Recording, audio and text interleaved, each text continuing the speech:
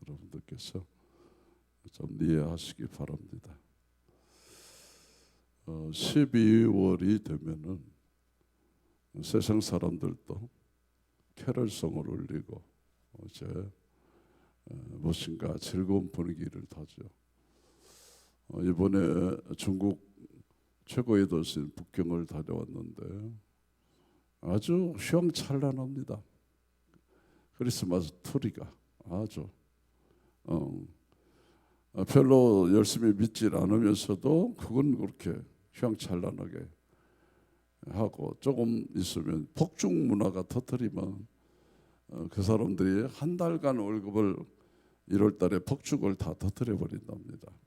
그런 정도로 이 기독교 문화를 삼하는 그런 모습들을 보는데, 사실은 우리나라는 그보다 못합니다. 중국에 못하는데, 그런 대신 우리나라는 주의 이름을 찬양하고 높이고 공경하고 어떻게 하면 이 성탄의 의미를 되살려 볼까라는 그런 마음을 갖고서 우리 교회는 성탄절 거리 축전을 오래도록 지속하고 있는 아름다운 교회이죠. 자, 12월 이 기간을 대강절 또는 대림절이라고 합니다. 그래서 예수 탄생 이전 5주간을 대림절, 대강절, 우리는 다른 행사로 인해서 그 기간을 이미 다 소모했고 한 2주간 정도 대림절에 관한 말씀을 드리고자 하겠습니다. 자, 이런 대강절 기간에는 주의 길을 예비하라라는 주제를 가지고 한 2번 정도 말씀을 나누겠는데, 세례 요한이 예수님의 오심을 예비하고 대로를 만들어 드리고 첩병을 평탄케 하는 길 만드는 작업을 위해서 오셨습니다. 누가복음 3장 말씀이 바로 그런 내용의 말씀이죠. 예수님이 오실 수 있는 길을 만들려 오셨다라고 말씀을 하는 것입니다. 그래서 요한이 와서 예수님의 길을 예비했는데, 모든 육체가 하나님의 구원을 볼 수 있도록, 모든 사람이 예수 그리스도를 왕으로 만날 수 있도록 길 닦으러 왔다라고 말씀합니다. 바로 여기 길 닦는 작업, 차를 운전하고 가면서 좋은 길을 가는 것도 기분이 좋지만, 사람의 마음속에 길이 잘 닦여져서 왕이신 그리스도가 그 사람의 인생 속에 깊숙이 개입할 수 있도록, 그래서 그 인생을 책임지고 부유하게 하고 강건케 하는 그런 삶을 살 수 있도록 도와주는 일, 이것이 얼마나 큰 축복이 되는 일인지 모릅니다. 주의 길을 예비하라, 그의 척병을 평탄케 하라. 지금은 모든 세계가 다 길이 잘 닦여 있지만은 예수님 오실 로마 시대만 해도 아직 도로가 그렇게 잘 닦여져 있던 시절은 아니죠. 그래서 왕이 그 지방을 순시하려 할 때는 먼저 근로자들이 가가지고 먼저 길을 닦았습니다. 로마 시대에는 왕이 행차하는 길, 그걸 왕도라 그래요. 왕도, 로얄 코스라고 하죠. 그러면 이 로얄 코스라는 개념이 뭐냐면, 가장 빠른 시간에 갈 수 있는 가장 평탄하게 길을 만들어주는 것이죠. 그러니까 왕도를 로얄 코스라 하는데, 로얄 코스를 만든다는 말은 무슨 말이냐면, 최단 거리로 해서 가장 편리하게 가장 빠른 시간에 갈 수 있는 그런 길을 만들어 주는 것이죠. 그러니까 왕도를 만든다는 말이 무슨 말이냐면, 길을 닦아주는 것이죠. 완전하게 편하게 갈 수 있도록. 세례 요한이 와서 사람들에게 뭔가 작업을 했습니다. 그러면서 하시는 얘기가, 너희는 주의 길을 예비해라. 그의 첩경, 그가 할 수 있는 지름길을 잘 평탄케 하라. 길 좀 잘 닦아서 그분이 왕으로 오실 때 왕의 위엄과 권위를 가지고 사람들을 찾아갈 수 있도록 사전 작업을 하라라는 말씀이죠. 자, 그러면 마태복음 3장 3절 말씀을 한번 보겠습니다. 그는 선지자 이사야로 통하여 말씀하신 자라 일렀을 때 광야에 외치는 자의 소리가 있어 이르되 너희는 주의 길을 준비하라 그의 오실 길을 곧게 하라 하였느니라 라고 말씀하시죠. 예수님을 믿는 우리도 주의 길을 준비한다 그 말입니다. 사람들의 마음속에 왕이신 주님이 오실 수 있는 길을 만드는 일을 해야 합니다. 어떻게 해야 주님의 왕도를 낼 수 있겠습니까? 한 장소에서 다른 장소로 이동할 때 길이 중요한 역할을 하는 것처럼 우리 안에 그리스도께 찾아오실 때 우리의 마음의 길이 잘 닦여진 것이 중요합니다. 사람의 마음의 길을 닦는 작업, 이것은 천사를 통해 하지 않고 세례 요한을 부르셔서 하셨다고 말입니다. 그러면서 우리에게 똑같은 말씀은 너희는 주의 길을 예비한다. 그의 첩경을 평탄케 하는 일을 위해서 사역을 해야 한다라는 것이죠. 세례 요한처럼 우리도 이 일에 쓰임받게 되기를 원합니다. 어떻게 하면 사람의 마음속에 하나님을 모실 수 있고 예수 그리스도를 왕으로 섬길 수 있는 대로를 만들 수 있는 작업을 할 수 있을까? 그래서 이번 성탄절에 우리의 주된 관심사가 되어야 할 것입니다. 그래서 첫 번째로 사람을 사랑하고 지극정성, 이제 섬기게 될 때 사람의 마음이 열리게 된다고 말이죠. 뭐하고? 사랑하고 또 뭐하고?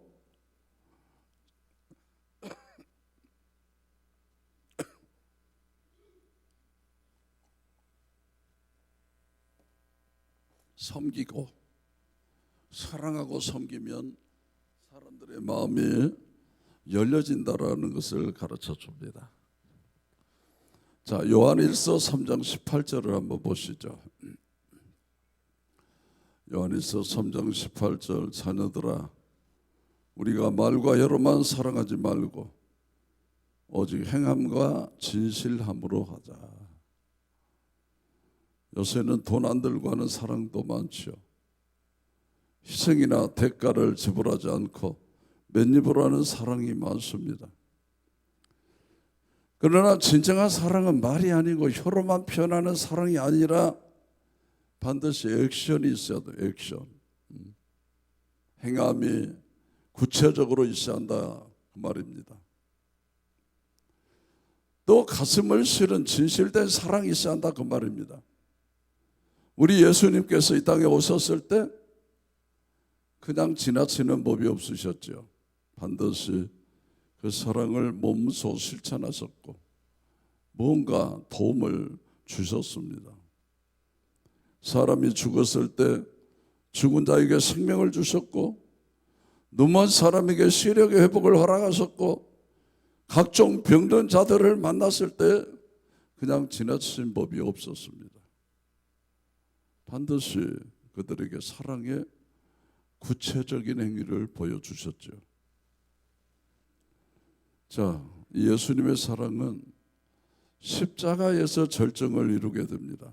십자가에서 다 주시고 나서 마지막 피 한 방울까지 마지막 꺼져가는 등불 꺼져가는 생명 중에서도 그 자신을 죽이는 사람들을 향해서 주여 저들의 죄를 용서해 주옵소서. 자기 죄를 알지 못합니다. 끝까지 자신을 다 내어주시는 그 희생의 사랑을 통해서 수많은 인류가 구원을 얻고 하나님을 만나게 된 것입니다. 여러분, 사랑에는 희생이 있어야 하고 사랑에는 가치가 실려야 합니다. 사랑은 언어가 아니고 사랑은 단순한 상념이 아니라 행위요, 실제적인 것이요, 뭔가 주고받는 것이 있어야 하는 것을 우리에게 말씀하고 있는 것입니다.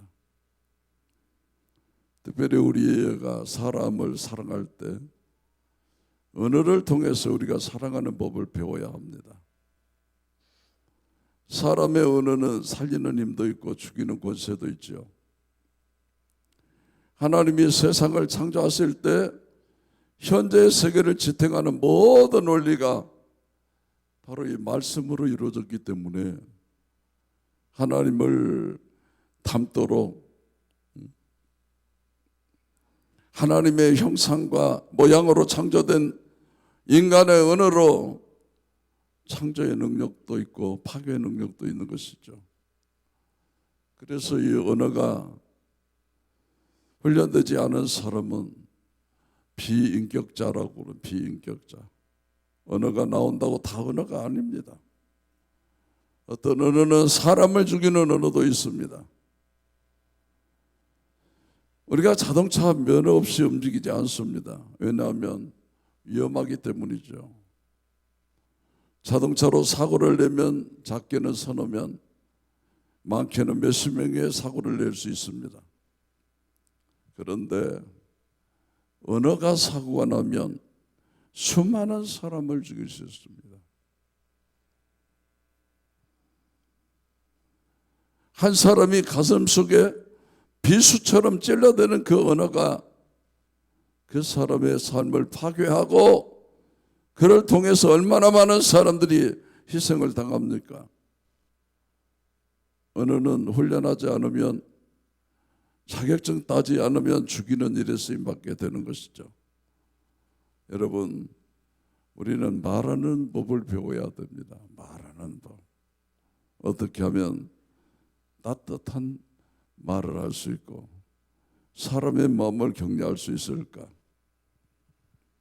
악이 없이 하는데도 말하는 한마디 한마디가 내게 고통을 주는 말들이 있습니다. 참 마음이 아픕니다. 근데 본인들은 몰라요. 그냥 툭툭 던지는 말이, 비아냥거리는 말이요, 가슴을 찔러대는 말이요, 조소하는 말이 되고 기분 나쁘게 하는 말이 되는 것입니다. 여러분, 말 때문에 부부가 이혼하게 되고, 말 때문에 아이가 방황하게 되고, 말 때문에 교인이 교회를 떠나게 됩니다. 말이 그렇게 중요한데 우리는 언어 생활에 대한 통제가 없습니다. 어떻게 말을 해야 될지에 대한 기준점을 모르고 살아갑니다. 사람을 섬기는 섬김은 언어로부터 출발을 합니다. 그래서 말하는 법을 배워야죠. 누가 무슨 얘기를 했을 때 저 사람이 왜 저런 말을 했을까 공감을 해 주어야 하고, 그의 마음을 맞추어 줘야 하고, 대화를 통해서 마음이 열리게 하고 감동을 주고, 그런 언어가 얼마나 소중한지 모릅니다. 사랑한다고 하는 것은 내 식으로 하는 게 아니죠. 선물을 준비할 때는 반드시 받을 사람의 마음을 생각하고 준비해야 됩니다.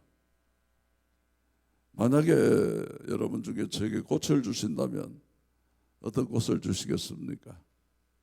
많은 꽃이 있죠. 들국화도 있고 백화바도 있고 코스모스, 대표적인 또 장미꽃도 있잖아요. 그런데 내가 좋아하는 들국화 한 송이 꺾어다 주면은 자기 기분은 좋겠죠. 그런데 상대방의 코드에 맞지 않으면 의미가 없는 것이죠. 그래서 사랑하는 게 쉽지 않다. 그렇게 말. 사랑하는 게 쉽지 않다.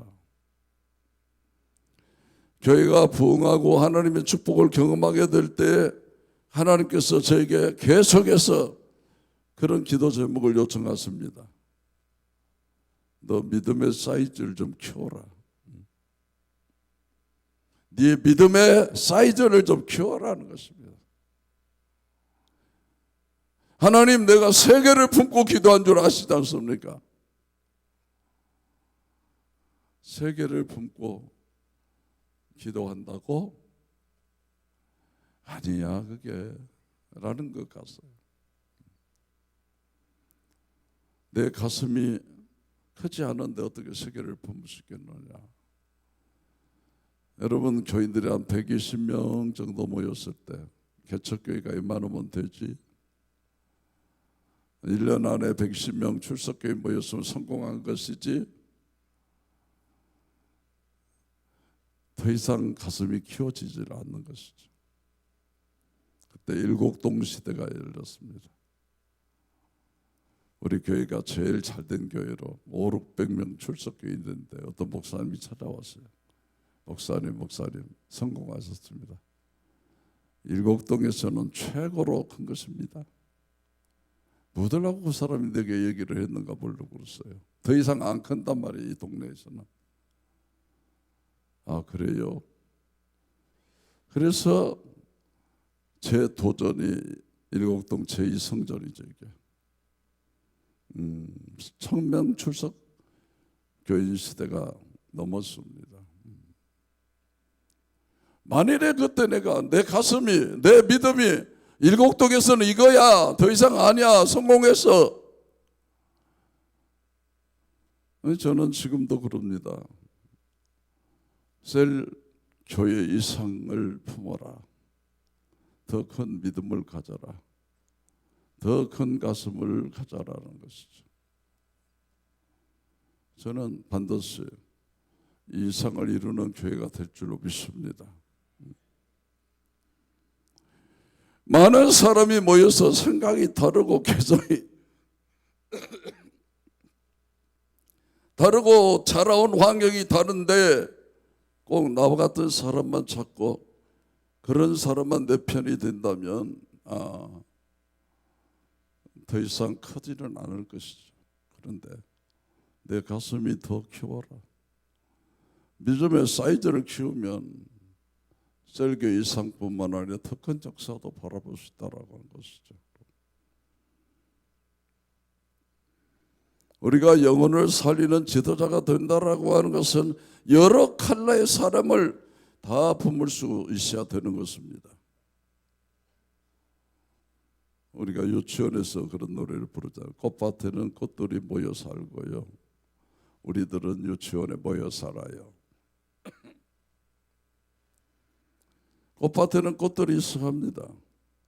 한 종류의 꽃만 있는 게 아니라 다양한 꽃들이 모여서 아름다운 조화를 이룰 때 그걸 꽃밭이라고 그럽니다. 그러나 인간이 조작해서 만든 허는 한 종류만 있을 수 있습니다. 작년에 교회를 떠났던 우리 권사님 가정이 1년 만에 돌아왔습니다. 연말이 되니까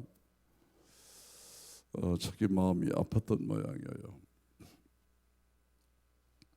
제가 아다시피 여러분, 중직자가 떠나면 다시 안 받는 그런 못된 성질이 있잖아요, 저게. 그래갖고 어떻게 신앙생활을 하느냐 하는 것이죠. 내가 무서웠던지 복역자를 통해서 목사님 제자훈련 받았던 아무개 권사 그 가정이 성탄절 여기 와서 세고 싶다는데 목사님 어찌세요? 제가 한참을 생각을 했죠. 아니, 온다는데 못 오게 하겠냐, 오라게 해라. 근데 오늘 당장 일부 예배 와서 예배드리고 인사하고 가는 거예요. 아니, 교회가 누구 목사 그 시간에 언제든지 와서 언제든지 예배할 수 있는 거죠. 하나님의 교회, 피로 값주고 산 교회인데 제 마음도 얼마나 따뜻한지. 그래, 말없이 떠나더니 그래도 지집이 좋다고 돌아왔구나.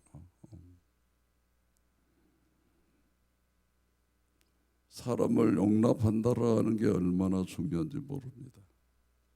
천하보다 귀한 영혼인데 사람을 소홀히 하고 사람을 무시하는 것은 하나님을 대적하는 것입니다.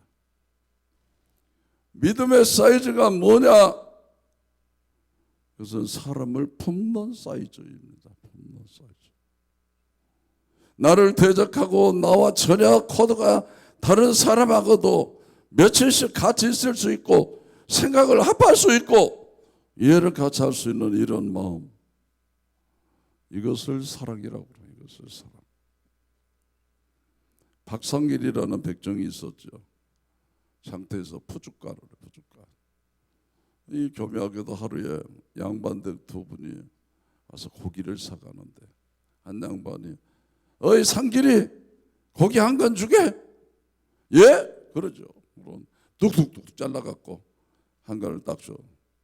그 뒤에서 서서 보던 양반이 아무리 상남이라 해도 나이도 저 많고 그런데 어떻게 말을 저렇게 하냐? 그러고는 어이 박서방 나 고기 한 건 주게. 그렇게 얘기를 했어. 예? 알았습니다. 그리고 고기를 뚝뚝뚝 자르는데 아니 먼저 한 건 떠갖고 갈라도 돌아보니까 뒤 양반한테 배나 크게 썰어줘. 자네 지금 뭔 짓거리인가? 누구는 무시하고 그렇게 해주고 저거는 왜 그렇게 많이 준가? 예, 어르신 아까는 상놈 박상길이가 고기 잘랐고요, 이번에는 박서방이 고기를 잘라서 그랬습니다. 그런 얘기를 했다는 얘기가 있어.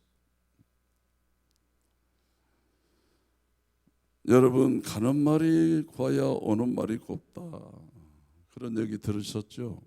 누가 나를 무시하면 나도 그 사람 무시하는 것입니다. 여러분, 누가 나를 우대하면 나도 그 사람을 우대하는 것입니다. 여러분 인생을 따뜻하게 살기를 원하십니까? 그렇다면 따뜻한 말을 하십니다. 따뜻한 말. 이 추운 시절에 이 각박한 세월 속에서 부부도 믿을 수 없고 부모와 자식 간에도 갈등이 있는 이 삭막한 세월 가운데서 따뜻하게 살기를 원하신다면 내 입에서 따뜻한 말이 나와야 돼. 격려의 말, 축복의 말, 위로하는 말을 자꾸 내놓아야 합니다. 성 크리스토퍼의 강이라는 좋은 책이 하나 있습니다. 그 책의 주인공이 오펠로라는 사람인데 아주 힘이 센 사람이에요. 힘으로는 그를 당할 자가 아무도 없는 거예요. 이 오펠로가 생각하기를 나는 세계 최강자의 신하가 되어야지. 세계 최강자가 보니까 임금이요, 그 나라 임금. 힘으로는 오펠로를 당할 사람이 없으니까 왕 호위대에 가서 왕을 위해서 내가 충성하겠습니다. 왕의 신하가 되었어요. 그런데 왕이 가만히 보니까 제사도 지내고 뭐 경문을 읽고 그런데 마귀라고 하는 영혼만 나오면 벌벌 떠는 거예요. 마귀. 그래서 왕이시여, 어째서 마귀 소리만 나오면 그렇게 벌벌 떠십니까? 마귀는 무서운 영물이라고, 제일 무서운 영물이라고. 그럽니까? 그래서 이제 오펠로가 왕에게서 나와서 마귀를 찾아갑니다. 마귀를, 산속에 깊이 있다는 마귀를 찾아가서 마귀를 섬깁니다. 그런데 마귀와 동행하면서 어느 날 성내로 왔는데 거기에 교회가 세워졌고 교회 높은 첨탑에 십자가가 있는 거예요. 십자가. 이 십자가를 보는 순간 마귀가 벌벌벌 떠는 것이요. 그래서 마귀님 왜 저 십자가만 보면 벌벌 떠십니까? 그랬더니 무서워. 제일 무서워. 저 십자가에 예수란 사람이 달려서 죽었어. 그 뒤로 내 말을 안 들어 사람들이. 그 뒤로 저것만 믿으면 나 우습게 하라 그러는 거예요. 그럽니까? 그렇게 무서운 사람이 있습니까? 그래서 예수를 찾으러 성내고 성막이고 또 찾아다니도 예수를 만날 수가 없어요. 그래서 오페로가 강에서 그 성을 지나는 강을 건너서 가야 되거든. 강에서 나룻배를 태워서 사람들을 보내고 끌어오고 보내고 끌어오면서 예수라는 사람 아십니까? 혹시 예수 만난 적이 있습니까? 아무리 물어도 예수 만난 사람이 없는 거예요. 그러다 세월이 많이 흘렀어요. 어느 여름철 장마에 비가 많이 쏟아져 사흘간 비가 내린 게 강이 범람해 갖고 나룻배가 건널 수가 없어요. 그런데 밤중에 어떤 꼬맹이 하나가 와서 막 문을 두드리면서 우리 어머니가 위독하시는데 이 강을 건너야 됩니다. 강을 건너게 해달라고. 아무리 사정을 안 돼. 가다 자네도 죽고 나도 죽고 안 돼, 안 돼. 안 해요. 어느 저녁에 내가 물에 빠져 죽을지언정 엄마한테 가야 된다는 거예요. 그래서 오페라가 하는 수 없이 그를 업고 강가 쪽으로 얕은 데로 해서 강을 건너고 있는데 이놈의 꼬마가 갈수록 무거워서 감당을 못 하고 있는 거예요. 너무 무거워. 그래서 야 너는 뭐 먹고 살았까지 이렇게 돌덩이같이 무겁냐 그랬더니 어른의 소리가 들리지 나는 네가 찾는 예수다. 예수는 어디서든지 네게 필요를 따라 도움을 요청하는 사람에게 돌덩이처럼 무거운 짐이라도 그걸 지고 가면 네가 예수와 함께 가는 것이다 라고 하시더니 사라져버렸어요. 오펠로가 깨달았어요. 그래서 누구든지 어려워서 도와달라, 이 강을 안 건너면 안 된다 그러면 그때 이를 상기하면서 그가 모든 어려운 사람들을 돕는 자가 됐다라고. 그 다음에 그가 죽었어요. 죽은 뒤에 사람들이 성자 크리스토퍼라고 하는 이름을 오펠로에게 줬다. 그래서 성 크리스토퍼의 강이라는 이런 책이 마련됐다라고 하는 것이죠. 자, 우리가 세상에서 하나님을 섬기고 예수님을 사랑한다는 개념은 그분을 직접 만나 뵐 수 있으면 좋지만 그렇지 못하는 것입니다. 이름 없는 위기 가운데 있는 한 소년을 돕는 것이 그리스도를 업어 섬기는 이야기했다는 이 소설은 우리에게 많은 의미를 깨닫게 해주는 것입니다. 주님을 사랑합니다. 하나님을 경배합니다. 이런 고백을 우리가 많이들 하죠. 어떻게 우리가 그리스도를 사랑하는 것을 몸짓으로 표현할 수 있는 것인가? 내 주변에 아주 작은 사람, 소자한 사람에게 냉수 한 그릇 건네고 친절을 베풀고 그 아픔과 눈물을 닦아주고 그의 피를 도울 수 있는 섬김의 몸짓 하나가 바로 주님을 섬기는 것이다. 그렇게 가르쳐 주는 것이죠. 첫째는 사랑과 섬김이다. 둘째는 우리가 주님의 길을 예배하는 구체적 행위는 우리가 전도하는 것을 말합니다. 전도하는 것. 하나님을 인격적으로 만날 수 있도록 돕는 일이죠. 여러분, 우리는 쉰들러 리스트라고 하는 영화를 보고 그에 관한 얘기를 잘 압니다. 세계 제2차 대전 중에서 죄없이 학살당하는 유대인들을 자기의 모든 재산을 들여서 살려주게 됩니다. 그 숫자가 무려 1100명이라는 거예요. 1100명. 그 1100명의 후손들이 지금 세계 각곳에서 경제계, 정치계, 학계 여러 분야에서 큰 영향을 미치고 있습니다. 그런데 그렇게 한 쉰들의 배경이 있는데 그는 탈무드의 한 구절을 인용을 합니다. 무슨 말이냐면 한 사람을 구원하는 그 일은 세상을 구원하는 일이다. 한 사람을 구원하는 일은 세상을 구원하는 일이다라는 것이죠. 우리가 한 사람을 지성으로 돕게 되면 온 세상을 돕는 것이라는 겁니다. 부모가 사랑하는 자녀를 정성으로 잘 섬기게 되면 온 세상을 구원하는 길 가운데 들어온 것입니다. 우리는 세상을 변화시키고 싶습니다. 온 세상에 변화를 주고 싶고 우리 시대에 무언가 의미로운 존재가 되고 이 역사 속에 쓰임받는 존재가 되고 싶습니다. 어떻게 하면 구체적으로 시대를 바꾸고 역사를 바꾸고 변화시키는 길입니까? 한 사람에게 변화의 주인 되시는 예수 그리스도를 소개하는 일이죠. 한 사람의 영혼 속에 창조주 하나님을 경험하도록 인격적으로 만날 수 있도록 도와주는 작업, 이것을 세상을 구원하는 첫걸음이라. 우리의 지나온 생애를 돌아보면서 내 생애를 난 가장 큰 일이 무엇이었는가 여러분 생각해 보셨습니까? 여러분 생애에 일어난 일들 중 가장 큰 일이 무엇이었는가를 생각해 봅니다. 저는 제 나름대로 이 세상에서 가장 중요한 일은 내 인생 속에 하나님을 만나는 일이었다라고 고백하고 싶어요. 그때 이후로 내 삶의 방향이 설정됐기 때문이죠. 그렇다면 내가 그리스도인으로서 다른 사람에게 해줄 수 있는 가장 큰 일, 가장 위대한 일을 무엇이라고 생각합니까? 그렇습니다. 내 인생 속에 가장 위대한 일을 하셨던 하나님을 만나는 일이라면 다른 사람에게 해줄 수 있는 가장 큰 일이 바로 이게 아니겠느냐 그 말입니다. 우리의 가족들에게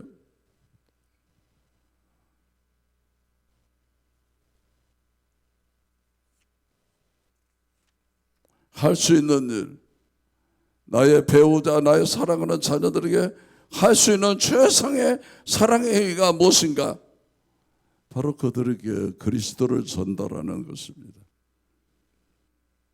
그러나 많은 사람들이 전도해 보지 못하고 다른 사람에게 소개해 보지 못한 이유는 스스로 그리스도를 인격적으로 만난 구체적 경험이 부족하기 때문이고, 또 하나는 효과적으로 그리스도를 전달하는 방법을 잘 몰라서 우리가 그런 일을 못할 때가 참 많습니다. 자, 우리 예수님이 이 땅에 오셨던 이유가 무엇인가 한번 살펴보시죠. 자, 누가복음 19장 10절 한번 보시죠. 자, 인자가 온 것은 잃어버린 자를 찾아 구원하려 함이니라. 주님이 오신 목적, 잃어버린 자 찾기 위해서.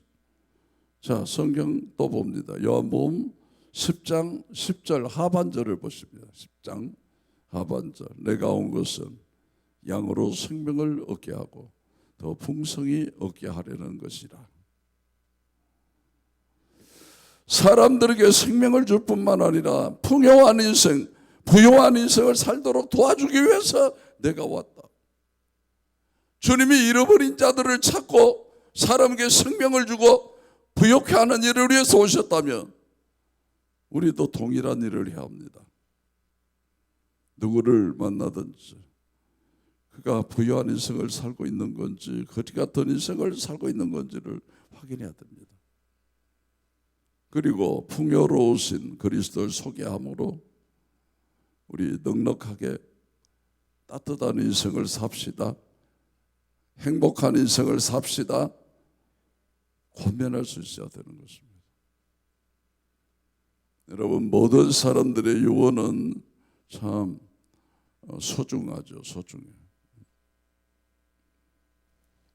사복음서에 보면 우리 예수님이 떠나시면서 마지막에 다 유언을 했어요. 유언이 뭡니까? 모든 족속에게 찾아가서 제자 삼아라. 만민에게 복음을 전파하라. 위로부터 너에게 입힐 능력이 있다. 능력받고 온 천하에 다니면서 만민에게 복음을 전하라.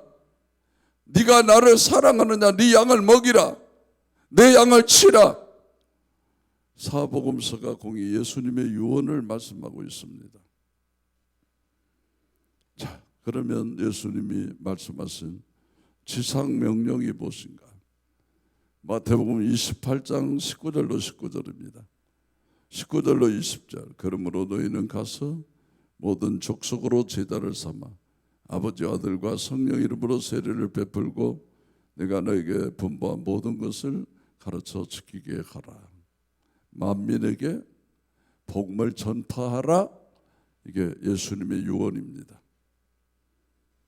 그래, 유언이 뭐냐? 전도하라 그 말입니다. 죽어가는 사람, 잃어버린 영혼, 죄에 매여 살고 또 사람에게 매여 핍절하게 인생을 살아가는 사람들에게 생명해 주신 그리스도를 소개하고 부요한 인생을 살도록 전도하는 일이 예수님의 유언입니다. 우리가 하나님을 사랑한다고 하면서 하나님이 필요한, 하나님이 좋아하시는 것이 무엇인가를 자꾸 생각해야 되는 것이죠. 하나님을 사랑한다고 말하면서도 전도하지 않는다면 그건 하나님과의 관계에 문제가 있다, 그 말이죠.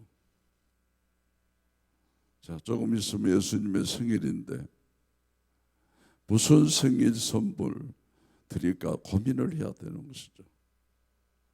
그게 참 준비가 어렵습니다. 저는 선물을 준비하려면 굉장히 쉽지 않습니다. 머리가 쥐가 납니다. 뭘 좋아할까? 연구를 해야 하기 때문에 선물은 굉장히 중요한 것이죠. 우리가 하나님께 선물하면 뭘 하시겠습니까? 자기가 먹고 있었던 알사탕을 하나님 잡수를 내요, 그런 어린아이들도 있겠죠. 예수님이 뭘 좋아하실까? 성탄절에 예수님을 뭘 준비하실까?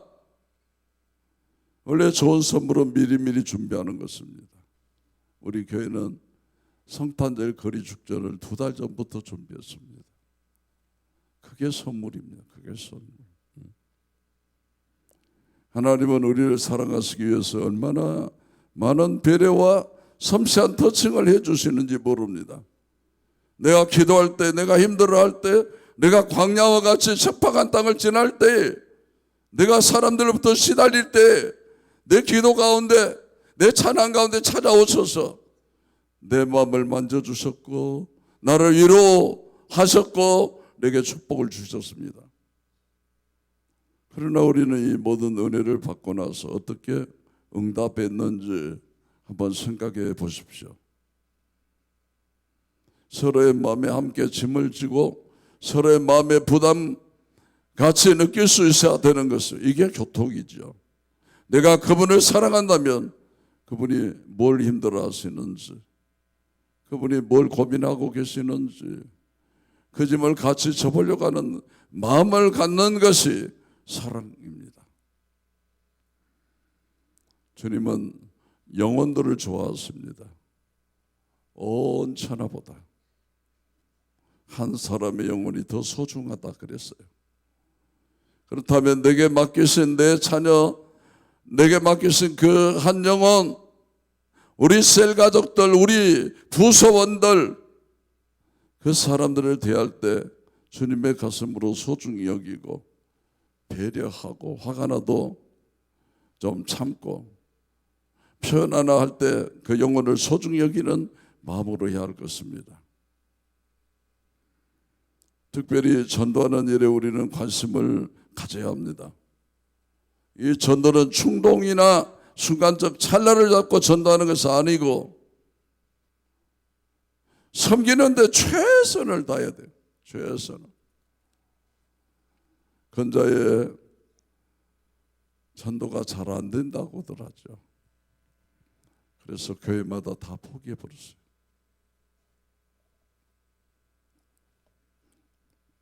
그런데 왜 우리는 하는 것입니까? 절대로 포기할 수 없는 것이기 때문에, 절대로 포기할 수 없는 것이기 때문에 우리는 하는 것입니다. 여러분, 금년 성탄절에는 성탄절 선물을 천하보다 귀한 한 영혼을 주님께 드려야 되겠습니다. 며칠 남지 않았죠. 우리가 기도하고 나가면 하나님께서 준비된 영혼을 만나게 하실 것입니다.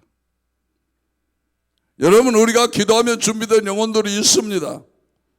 그냥 맨 땅을 헤딩으로 받는 식으로 전도하면 피를 토합니다. 그런 전도가 아니라 기도하면서 하나님, 준비된 영혼을 만나게 해주십시오. 하나님, 준비된 영혼을 붙여주십시오. 따라서 하십시오. 연말까지 나도 한 사람.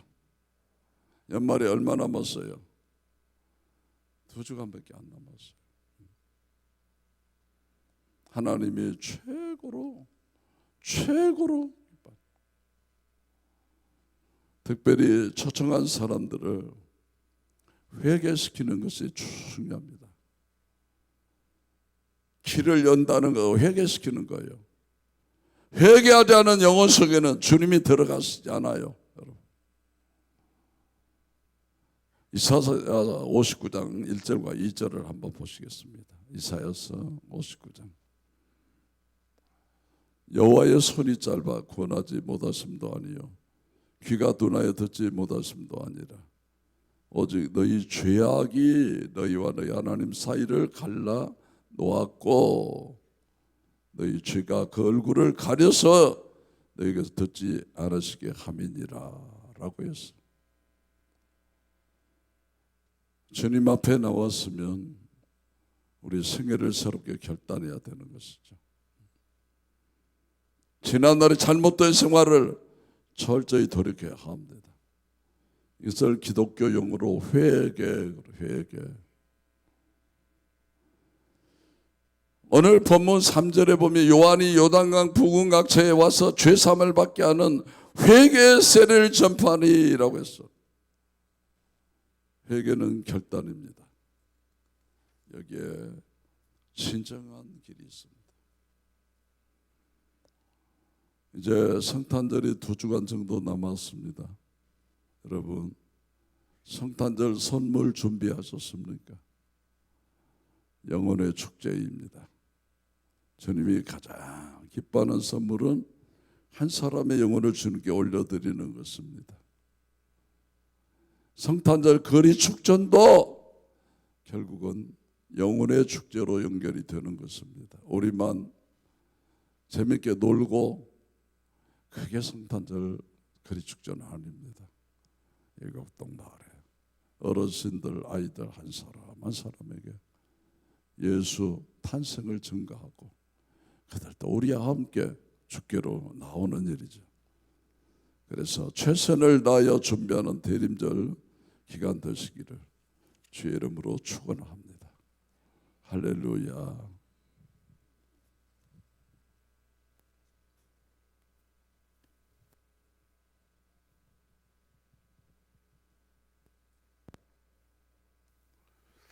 몸이 회복이 되었습니다. 감사합니다. 우리 찬송가 534장